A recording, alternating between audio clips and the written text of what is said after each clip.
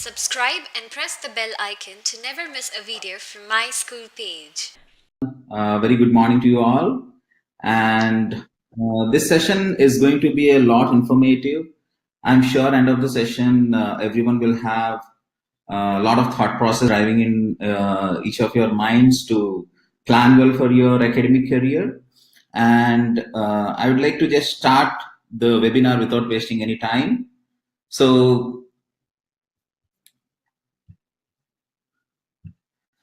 let us just go through the webinar agenda for the day. I would like to address the typical problems faced by the students and parents, and then look at the solutions, basically the scientific way of planning and learning, and then the advantages of starting early and the key pointers for success, and then followed by question and answers. So most of the important points will be covered in this agenda in terms of planning, or in terms of typical problems the students face and how to overcome them. But if I miss anything, or if anyone feel that they have questions, they're all welcome. You have chat window down here, and please keep pinging your questions, and I'll take up all the questions at the end of the session. Okay, so looking at the typical problems faced by the students and parents. So if you look at most of the students, when they're in the lower grades or middle grades, they typically perform, very well with the certain intervention of parents or teachers coming on their way. If you look at probably, starting from the kindergarten and the early grades like grade 1, 2, 3, and so on, the children are quite enthusiastic, and even if they have few hiccups in the beginning, with the help of teachers, or peer learning, they get over those obstacles, and they have a very joyful ride along the lower grades and middle grades. However, I'm not saying that all the children will have a very smooth ride in the lower grades and middle grades, but I'm doing a comparative analysis of the kids who are performing reasonably well in the lower grades and middle grades. What happens to them when they come to higher grades? So a significant chunk of them, almost like 90% of the kids who are doing well in their lower grades and middle grades, they actually have consistency issues when they come to higher grades. So higher grades is where their actual capabilities are tested. The reason is the syllabus levels are much higher, and the structure of the syllabus is also in such a way that there are a lot of syllabus limitations or boundaries defined across each topic. So this is what actually puts the student disturbed along the year. And especially I have seen a lot of students in grade 10, 11, 12, they become very closed, and even with their parents, teachers, they stop interacting the way they used to be earlier. Of course, there is an adolescence effect, but more than that, I feel that there is something else that's bothering the kids, and that need to be addressed, and that need to be addressed by the parents as well as the teachers.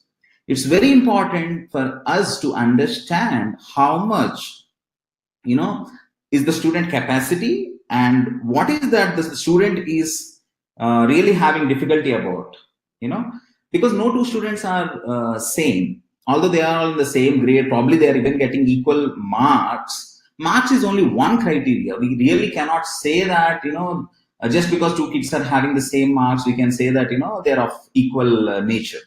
Everyone is having a specific skill, specific style of learning, and they can perform in certain situations. So just to give a simple example, a very simple example, it's a raw example, but it's very much relevant to the students. So if you take a horse and leave it in a desert and ask it to run, probably it will not be able to run. Camel is the champion there. And if you bring the camel onto a solid ground and ask it to compete with the horse, definitely horse will win.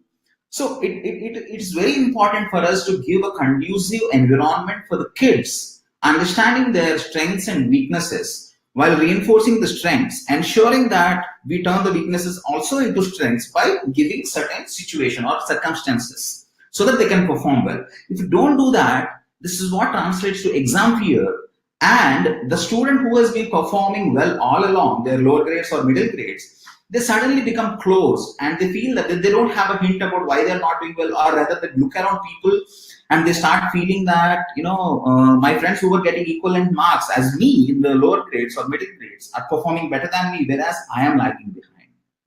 So this is a circumstance or a situation which need to be addressed at the beginning itself, before it is too late, because this results in lack of interest.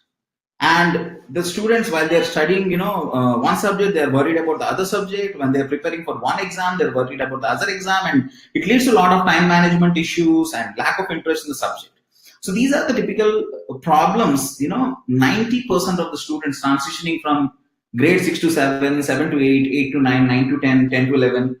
So typically the middle grade to higher grade transition, or higher grade to the class 11th 12th transition is something that becomes pretty difficult for many students to comprehend, and even the parents get clueless about what's happening with my child.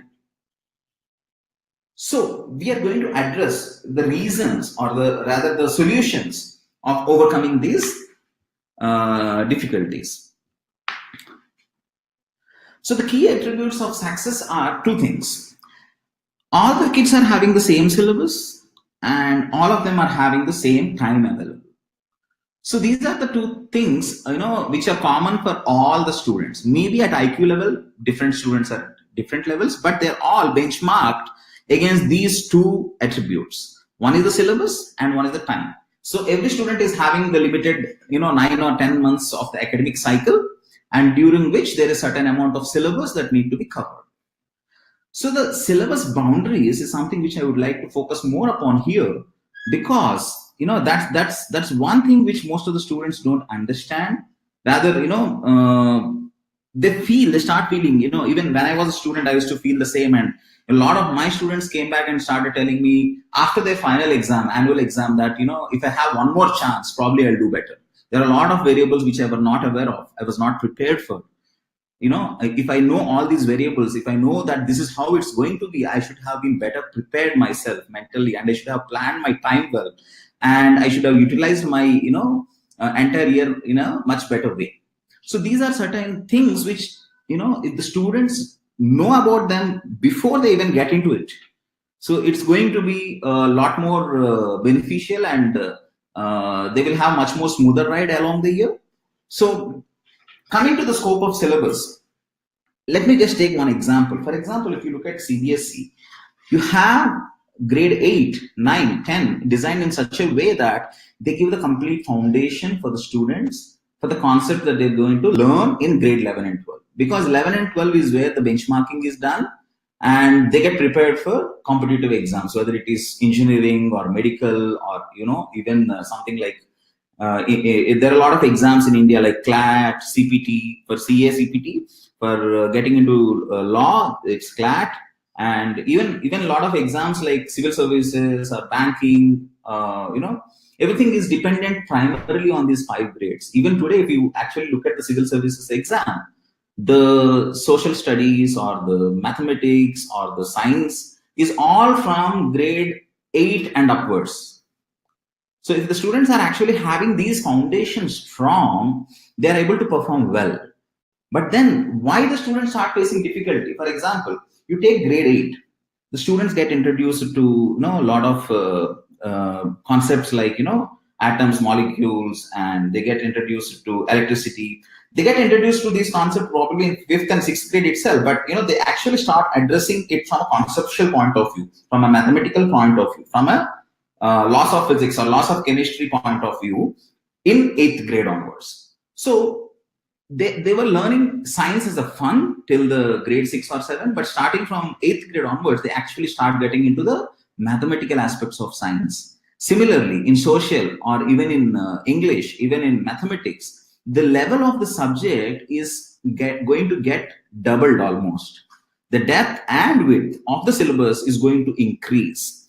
However, the school will have the same amount of time, and therefore the students will definitely have to utilize their time in a much efficient way. For instance, I'll give one more example where in grade 9, if you see the topics in physics, for example, you have chapters like, Newton's laws of motion, work, power, energy, and so on. But the same chapters are not there in grade 10. And then when you come to grade 11, again you have the same chapters, Newton's laws of motion, and you have work, power, energy, and you have thermodynamics, and so on. And the topics which are there in grade 10, like optics, electricity, magnetism, they are there in grade 12. So what happens is the syllabus is structured in a way where obviously the student cannot address all the topics in 1 year. So they bifurcate any subject, whether it is physics or chemistry or maths, into 2 parts. They give the foundation of these topics in grade 9 and 10 together. And when the student goes to 11, they will learn the advanced topics of these same topics. Again, part of it in grade 11 and part of it in grade 12. So it's like the continuity for grade 9 is in grade 11 and the continuity for grade 10 is in grade 12. And the same can be extended downwards as well. So whether it is 6, 7, 8 also. So the continuity is something that is missing in the syllabus structure. And no one to blame here. Obviously, you cannot bombard the student with a lot of syllabus, so they restrict few chapters. However, the continuity is one thing that gets affected, and therefore the students, when they go from 9th to 10th, they suddenly have to scratch their heads to recall what they have learned in grade 8 or grade 7 even. There are some topics where the foundation was laid to them in the much earlier grade than the previous grade, and therefore they start actually. And the teachers actually start from somewhere in the middle because they assume that the student have learned already these things in grade 6 or 7. So although they are in grade 9 or 10 now, so they will start from somewhere in between. But if the student is not strong in the fundamentals, they will start facing difficulty starting from the class 1 itself. Therefore, it's very necessary for the students to understand what are the fundamentals needed for my upcoming grade. Probably I have learned them in my previous grades, but I need to brush up them. So that's what is very important for addressing the syllabus within the time available. Then you will be a lot more efficient to understand, or rather your mind will be at a frequency receptive to the teacher's frequency of teaching, and you will be able to grasp the things faster because you are able to brush up the previous concepts or the basics and you are ready for the upcoming grade, right? So continuing further, factors enhancing the success. So to become successful, carrying a lot of books and going through a lot of study materials or solving a lot of worksheets, all this is going to only increase the burden for the kids. So we need to be really clear about the variables here. So one of the most important thing is the student should have the clarity of concept. It's like this: if you learn cycling, probably you learn bicycling in one particular place, probably in the backyard of your home, or in a playground in your school. You learn how to ride a bicycle, but that doesn't mean that you cannot ride a new bicycle elsewhere, right? So you can ride any bicycle rest of your life if you have learned how to ride the bicycle for the first time. Therefore, having the fundamentals or the concept clarity is very important. Without having that, solving any number of problem sheets, going through any amount of study material is not going to help. And you need to dedicate enough time for each topic, because when you go to the school, you will have limited time. Probably you have 40 minutes or a 50 minutes or a half an hour session in the classroom, and teacher will have an objective to accomplish certain syllabus. So you will not be probably getting that personal attention. You will not be probably getting that enough time for you to carry the thought pattern which the teacher is translating into your mind. If you miss the link, if the teacher is talking at certain frequency, even if one sentence in between you cannot comprehend, the rest of the class will go for a toss, because you start getting worried about it, and you'll not be able to relate to what teacher is telling, and so on. That happens because you don't have the basic concept clarity and you haven't given enough time for the topic. Many students ask me that, sir, I feel physics is a tough chapter for me. I like chemistry so much. Or rather, some students say that, for me, maths is very tough and I find science pretty easy. So nothing is easy or difficult. It all matters about how much time you have invested in that topic. If you start investing time in that topic, you will start learning and you will start enjoying it rather. For example, just to give an example, if you are a very good basketball player, and suddenly if you have to play football, you'll feel like it's pretty tough for you. You've been using most of the time your hands, and in a much smaller play area, but suddenly you have to run all around in a much bigger play area and you have to kick the ball. It's a totally different skill. So you may initially feel that playing football is very tough for me. I'm sure you must have faced the similar situation with basketball, but if you start investing time and if you start practicing, the initial few days will be difficult, but you'll start enjoying it once you do the first goal. So the first goal is very important. So take the first chapter very seriously, give enough time to the topic, learn all the fundamentals needed for the topic, and then get into the actual chapter. Understand what are the fundamentals needed for me to excel in this chapter, and give that much of time for the topic. And I'm sure that you'll start enjoying your maths, physics, chemistry, geography, any of these subjects like a sport. And for this, the key is, to start early, because you have the same fixed amount of time at school. And even psychologists say that, in your vacations, especially if you have a 2 or 3 month vacation in between, it's very dangerous for you to quit, studies completely during that period and dedicate completely in physical activity, because your mind develops inertia to certain style of living. For example, if you don't read books for almost like 2 months, suddenly when you go to school and you start sitting in the classroom, your mind has gone out of tune in sitting for an hour or two and concentrating on what is being taught. That's called inertia of mind. And when you have this inertia of mind, you try very hard to concentrate, but still your thought pattern goes away. You try to focus, and then you yourself will not have a control on your mind, and you will feel suddenly that last 3 minutes or last 5 minutes I have not been listening to what the teacher is saying. This happens because you avoid doing a particular activity for a long period of time. So whether it is the beginning months of the school or whether it is holidays, I strongly recommend spend at least 2 hours out of the 24 hours for studies. After all, this is student life, right? So during this particular point in time, nothing is more important than studies, right? That's the mainstream activity. I'm not saying that the student should not go for sports, the student should not be doing extracurricular activities. All that is needed. In fact, that is much more essential to utilize this 2 hours much more efficiently. You will have much more concentration. If your mind is relaxed at least for a couple of hours. But if you completely relax it, it will start developing inertia. So I would say that start early, because every student is having the fixed amount of time, and probably there are so many students at your IQ level, and if you need to actually get an edge over others, or rather develop confidence, or at least be at par with others who are doing well, make an early start. So early start will have n number of advantages. I can speak hours together about early start. But this is one thing I always tell the students, because if by doing early start, you are actually not restricting yourself to the boundaries of classroom timings or syllabus. You are going in a freestyle to learn the concept, understand the concept. You are able to dedicate enough amount of time, and therefore you will start learning and enjoying rather the subject. So coming to the next slide, here I'm actually having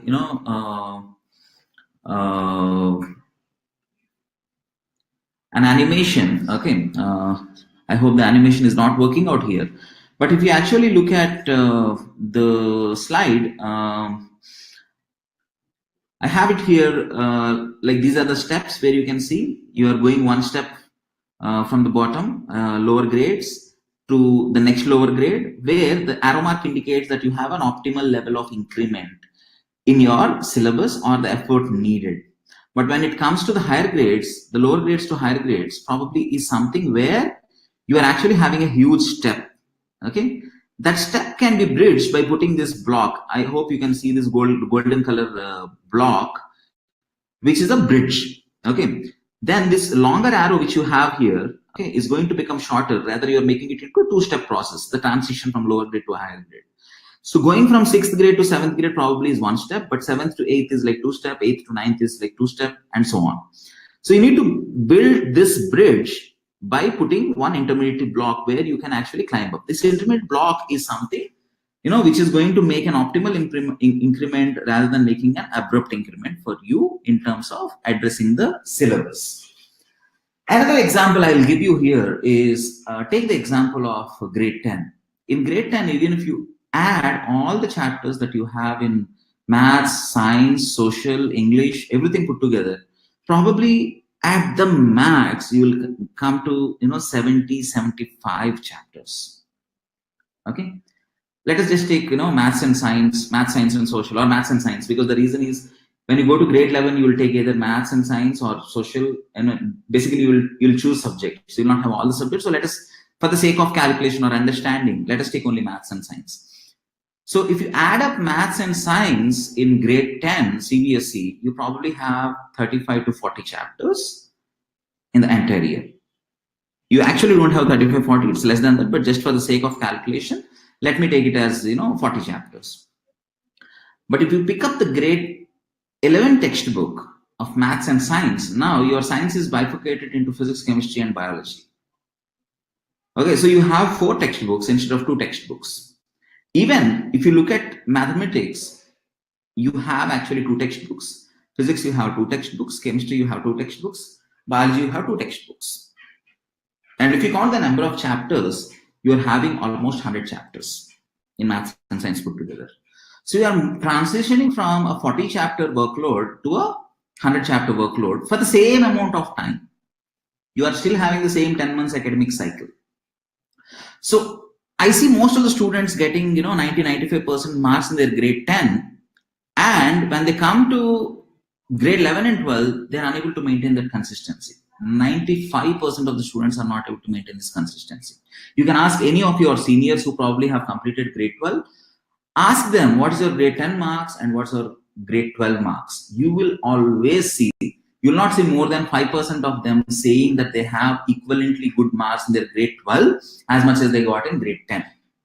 The reason is very simple. They haven't bridged the gap. When they're transitioning from one grade to other grade, they haven't bridged the gap. So this breaks your confidence. I have seen a lot of students, in grade 10, they probably even start their preparation. They're reasonably well students. It's not possible for all the students. For a very brilliant student or a reasonably good student who is playful all the time, but still they manage to get more than 90% of marks only by preparing last 3 months. They start their preparation probably in November or December, and then, by February they are prepared. Because they have 40 chapters and probably they have 120 days, they are still getting 3 days per chapter, and they are able to get over it. And they think the same, and they try to they come with that mindset to grade 11 and 12, and then they start preparing for the grade 11 portions. Probably even if they start by August, September, it's too late. First thing is they haven't bridged the gap. And second thing is that they have a 100 chapter target to address, and they have the same timelines. So the load multiplies. And when this load multiplies, the student loses all confidence. Even though they are 90% plus students in their grade 10, they actually, struggle to score even 60-70% in grade 11 and 12. Although I'm giving the example of transition from 10 to 11, the same happens starting from grade 7 onwards. The 7 to 8 transition, 8 to 9 transition, 9 to 10 transition, 10 to 11 transition, all are like that. So this is the very scientific thing which most of the students need to understand and address it by making an early start. So with that intention, we are actually we have developed a bridge course concept where it will be able to build confidence. It gives a habit of winning. The habit of winning is very important. If you start doing something very well, you'll start loving it. Some students say that I like this subject. It's because you were successful. You have won at least 1 or 2 tests, in that subject where you scored well. Therefore, you start learning. You start loving that subject. You start focusing more on that subject. You spend more time on that subject. That's because you have won the subject. In a couple of exams where you have scored higher. So give the habit of winning to yourself. in every subject. Then studies become fun and you will have a very, very balanced year. It's very important on the part of parents and teachers to understand this and help the students to mold themselves, rather give them this opportunity to start early and bridge the gaps and get ready for the academic year, right? So and the other important aspect which I would like to emphasize is, while many students and parents think that it's very important for us to have a break in between. Just now the students have completed exams and they were having very tight schedule for 2 months and let them relax for 2 months. Actually, we are giving poison to the kids. We are developing inertia of mind in them by not engaging at least 2 hours a day. So 24 hours are there. Even if they sleep 10 hours, they still have 14 hours. And even if they have 2-3 hours for personal grooming, they still have 11-12 hours. And then 11-12 hours, they can engage in any sort of activities, whether it is play or sport or even watching TV, movies, pursuing crafts or any extra skill. You have 12 hours, and out of 12 hours, I'm just recommending, spend 2 hours for, brushing up your fundamentals. You'll not be out of touch. You'll rather get prepared for your upcoming academic season, and you'll be a lot more prepared. You'll not be falling victim of inertia of mind, and therefore, that's the way to, build more confidence for yourself and get into a successful year. And you'll have a very streamlined academic career and a very fun-based, sportive-based academic career with no fear whatsoever, and you'll emerge out successfully. So this is what I want to actually keep it short, but I hope I'm making the message very clear. I am a teacher, and I would like to keep things much more clear in perspective, and therefore, I'm trying to spend more time on the question and answers if anyone is having questions.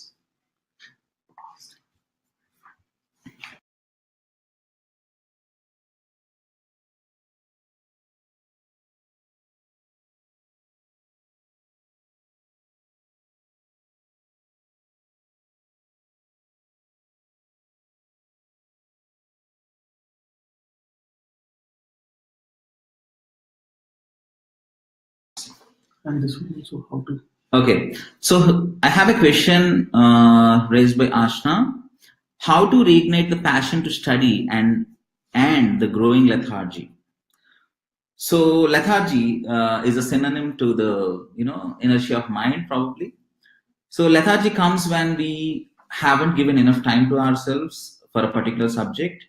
Therefore, I would say that there is nothing to no easy or an escalator route for this particular thing. You need to start spending at least probably an hour with that particular subject every day, and make it more application based. Your learning should be more application based. When I say application based, don't just mug up the concept or reread the same thing n number of times.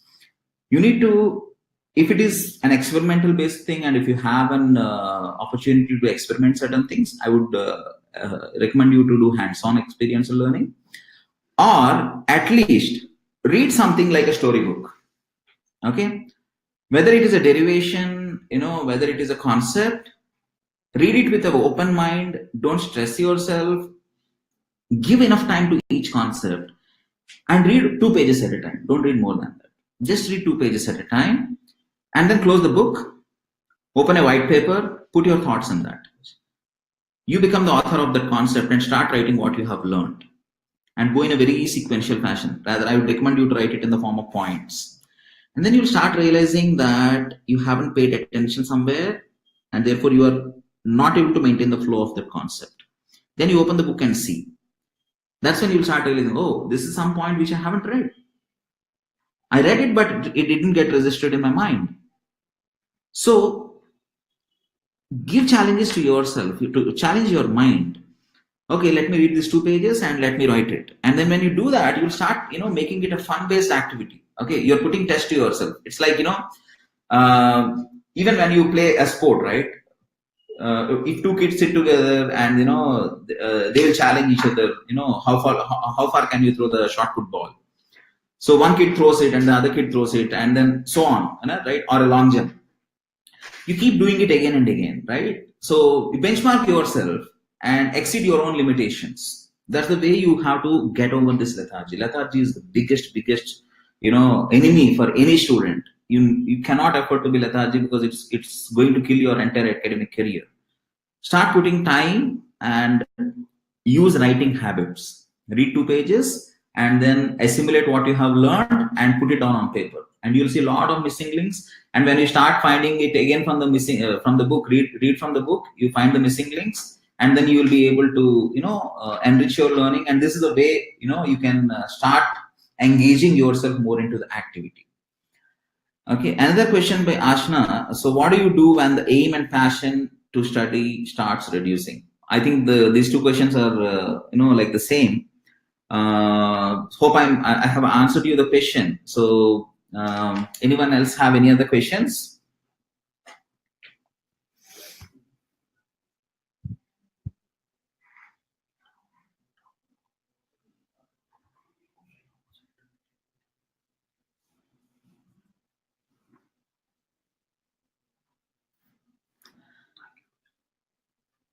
Okay, so CB is asking me that I have delivered a session at IIT Chennai on career choices and planning. Can you please make it available to all of us through another webcast, please? Sure, I would love to do that. In fact, I have been doing it all across India since the last 10 years. Probably I have done more than 100 such seminars. And maybe we will schedule it, in one of the upcoming weeks, and I'll address it.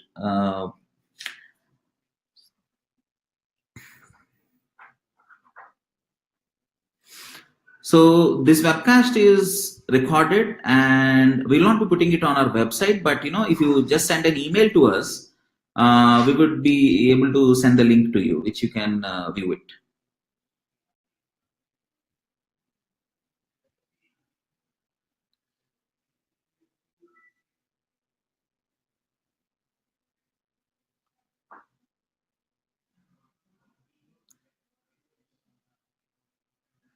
So are there any other questions?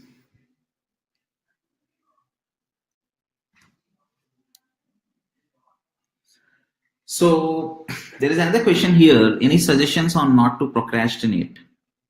Yeah, procrastination is again another common problem most of the students have. So I would look at it like this.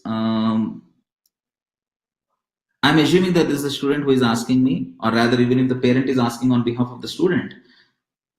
To avoid procrastination, the student should have a commitment to oneself, where, for example, if there are 5 or 6 different tasks to be done, right? List down the tasks. Once you list down the tasks and put a timelines on that, okay, end of the day, I would recommend you to start documenting 1 page for a day on what were the targets that I had for this day and how much I accomplished. If you start writing it every day, okay, and mark yourself on a scale of 5, whether I have used it as efficiently as possible or not, right? And you should actually keep accountability to someone else. You will not be able to get over it on your own. You can either take the help of parent or an elder sibling, where you start discussing and show accountability that these were the things that I have planned yesterday night that I'm going to do it for today, and this is where I am, this is what I have done. Start doing this and you will see a lot of improvement. So did I answer the question? This is one exercise. There are a lot of things which can be done, but this is something which is tested. I have recommended it to many students. No student can get over procrastination on their own. They need someone, either a peer or a superior, where they can keep accountability. And then once they're accountable, even if you are first 3-4 days, if you are still procrastinating, you'll start feeling guilty about it. I have wasted 4 days, doing nothing, and let me do something better, right? So that's one way of addressing it. And Shabir is asking the question, now the grade 1 students are having more education from parents than teaching in the school.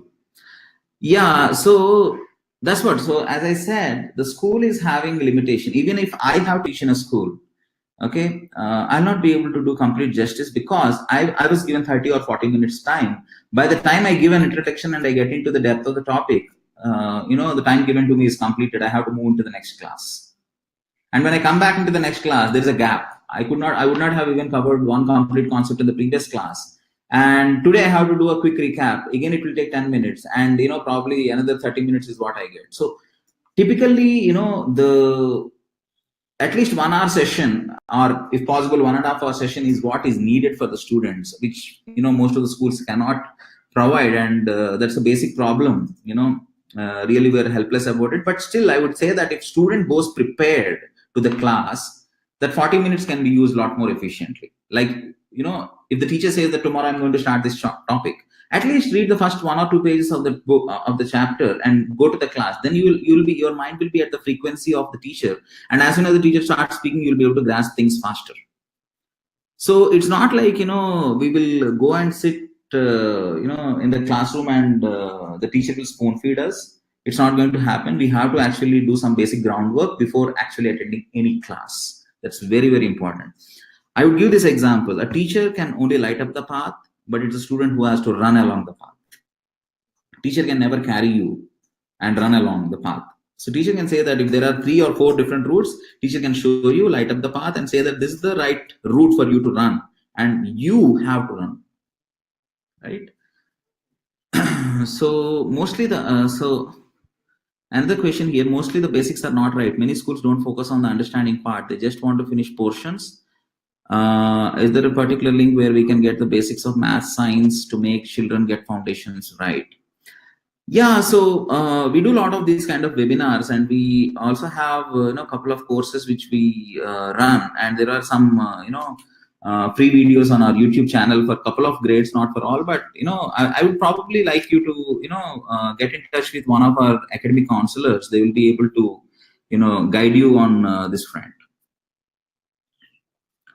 So again, there is a question from Shabir. Need to know how to plan my 12th grade child. So yeah, so 11th and 12th go hand in hand, actually. So a lot of basics might have been covered in grade 11.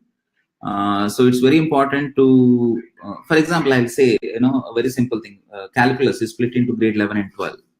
So unless you are good at the 11th grade calculus, you will not be able to do well in the grade 12. Similarly, you have, although the chapters are totally irrelevant till grade 10, like you take the example of mechanics and electricity magnetism. They are 2 independent topics till grade 10.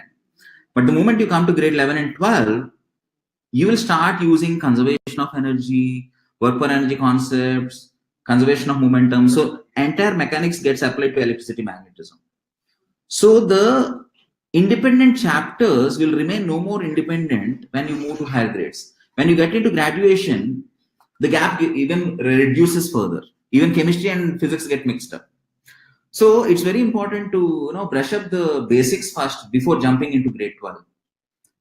I know that the schools have started and they must be addressing grade 12, but you need to at least plan for yourself, have a personalized plan for yourself, and dedicate some time in recalling the concepts. Before going to electricity magnetism, I would strongly recommend mechanics to be done. Before going into integral calculus, I would recommend the limits and continuity and the differentiation to be done. So these are basics. Unless the basics are recalled and made strong, you cannot address the advanced level of concepts.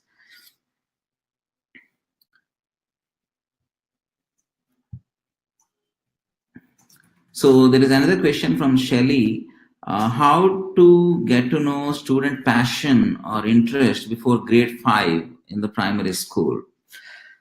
So typically, I would say that grade 4, 5, 6 are the learning ages, and passion can be discovered once they reach 8th, 9th grades.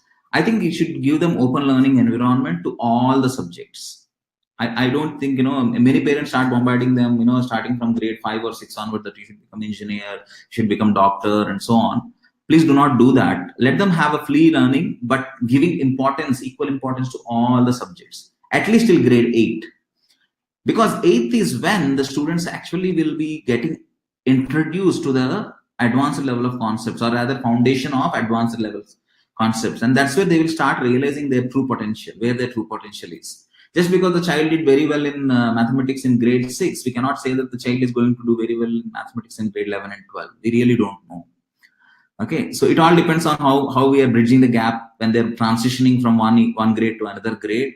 It also depends on how the peer learning was, how the support from teachers and parents was. A lot of factors are there. So grade 5, 6, 7, up to grade 7, I would say that the students should be just given equal importance to all the chapters, and they should pursue them with equal importance.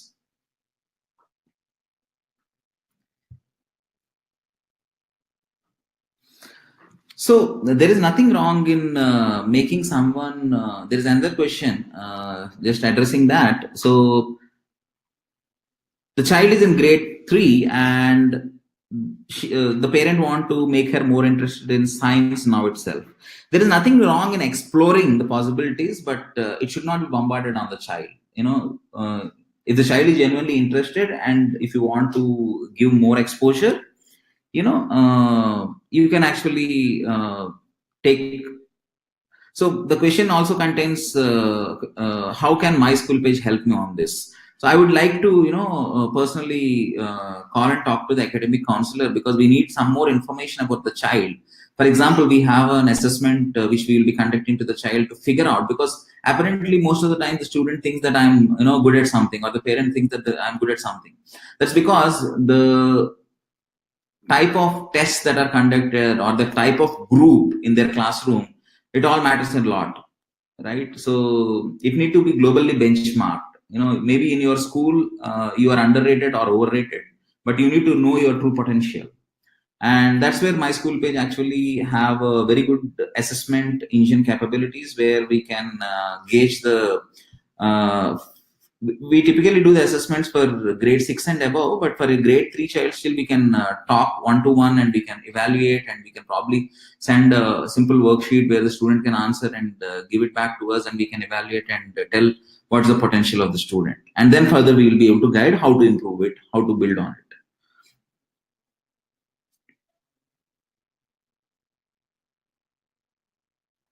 So again, Shabir is having another question where the child has taken up commerce in grade 12. There are a lot of opportunities for commerce.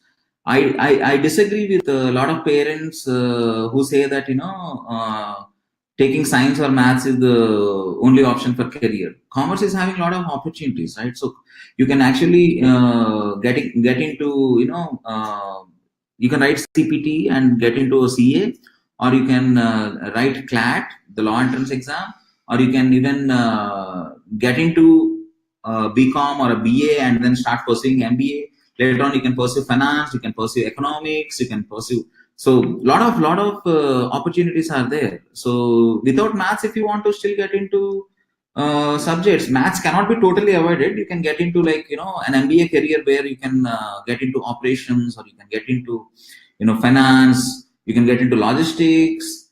A lot of careers out there at a post graduation level, which will make difference for the student to choose a lot of careers.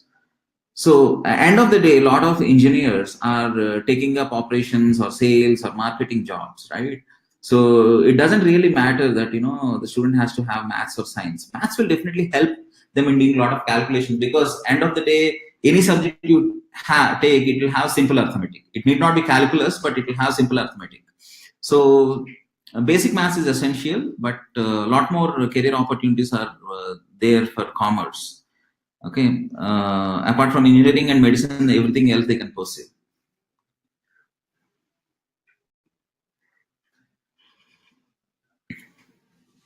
So I hope I have addressed all the questions. If I missed anything in the chat, Please feel free to mail it to us. The email ID is, you can actually mail the questions to mentor, mentor at the rate myschoolpage.com, and we will be feeling we'll feel happy to address the questions. Hi, if this video was helpful, please like and share it with your friends and subscribe to my school page for more videos. Also, let us know how we can help you in your studies in the comment section below, and contact us if you're looking for personalized tuitions to get better grades.